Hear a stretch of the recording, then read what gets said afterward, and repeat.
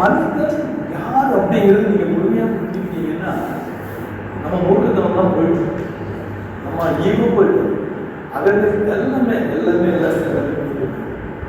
முதல் தடவை நான் ஒரு ஆசைக்கு போயிட்டு மருத்துவம் கற்றுக்கும்போது ஒரு கோழியை மயக்க எழுப்புறதோ ஒரு மனிதர் கூட மயக்க எழுப்புற ஒரு ஆசை வந்து படிச்சுட்டு வெளியே வரும்போது இந்த உலகத்தில் நம்ம ஏதோ கடவுளுக்கு அடுத்த ஸ்தானத்தில் நான் இருக்கிற மாதிரி ஒரு கற்பனை, அவ்வளோ மமதை, ஒரு கர்வமாக இப்படிதான் பெரிய என்னமோ கற்றுக்கிற மாதிரி ஒரு ஃபீல்.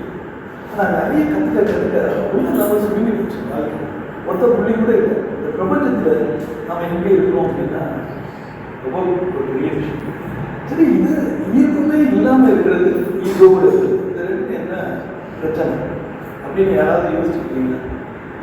இந்த உலகம் போக சரந்தம் எடுக்க சொல்லியிருக்கிறாங்க, இருந்தாலும் இப்படியே சுற்றி விளைச்சி சரந்தம் ஈகோன்னா என்ன?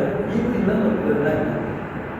தன்முனைப்பு இல்லாமல் இருக்கிறது வந்து, அதாவது இப்போ ஒன்றுமே நான் அதாவது கொஞ்சம் தெரிஞ்சுட்டு எனக்கு எல்லாம் தெரிஞ்ச மாதிரி நினச்சிக்கிறதுனால தான் தெரியல.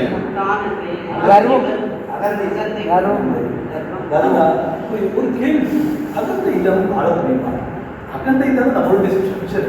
நம்ம உடம்புக்கு எப்படி ஸ்கெலிட்டல் ஸ்ட்ரக்சர், நம்ம போனும் வச்சு இந்த தோலையும் வச்சு எனக்கு ஒரு பிரசிடென்ட் இவன் இப்படி தான் இவ்வளோ ஆன்மா இருக்குது. பட் அந்த ஒரு ஃபிசிக்கல் பாடியை கொடுத்தது மாதிரி நம்முடைய சப்டைல் பாடிக்கு அகந்தையிலே ஒரு மெட்டீரியல் அகந்தை நீங்கள் தூக்கிற பிறகு ஒன்றுமே இல்லை. அப்போது அங்கே ஏதோ ஒரு பெரிய கேள்விக்குறி இருக்கு இல்லையா? நான் என் அகந்தை நான் முழுமையாக அகற்றிவிட்டேன்னு ஒருத்தர் சொல்லிட்டு இருந்தாருன்னா அது சொல்லும் போதே ஒரு சின்ன அகந்தை இருக்கும். அகற்றி விட்டேங்கிறதே ஒரு அகந்தையாக இருக்கும். புரியுது? ரொம்ப சப்டைல் அப்படியே யோசிச்சு பண்ணுறது தெரியும். அப்படின்னா இது அகற்றுறது அவ்வளோ சாத்தியம் கிடையாது. அகற்றுறதுக்கான முயற்சி, அந்த போராட்டம், அகற்றிக்கிட்டே இருக்கிறோம். அது எந்த வரைக்கும் போய் அகற்றணும்?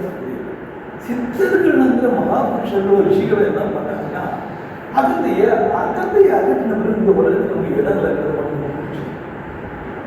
ஏன்னா நீங்க இல்லாமல் இருக்கும்போது நீங்க இல்லை இந்த உலகத்துக்கு. அப்புறம் அப்போ வேற எங்கேயோ ஒரு போக வேண்டியது இருக்கு இல்லையா? அந்த ரிஷிகள்ல பார்த்தீங்கன்னா நம்ம யார் பெரிய விஷயமா சொல்லுவோம், பிரம்ம ரிஷியாக சொல்லுவாங்க. அவரும் கூட ஒரு பெரிய கோபக்காரர் உண்டுமா, ஆனால் அவரும் பிரம்மரிஷி,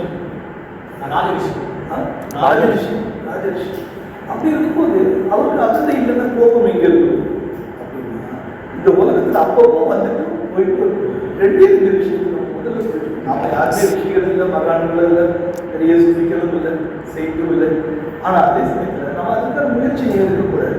அதுக்கான அந்த ஒரு தொடக்கத்தை அந்த பாடத்தை ஒரு படி இதுதான் எனக்கு சாமானியப்பட்ட ஒரு மனுஷனுக்கும் இந்த மாதிரி அகத்தை அகற்றணுங்கிற தன்முனைப்பில் இருக்கணுங்கிறது என்ன வித்தியாசம்னா, சாமானியப்பட்டவனுக்கு அகந்தை முழுமையாக இருந்து தான் வந்து ஒரு அகந்தையாகவே வாழ்ந்து தான் வந்து ஒரு ஈகோ நான் என்கிறதாகவே முழுமையாக வாழ்ந்துட்டு இருக்கான்.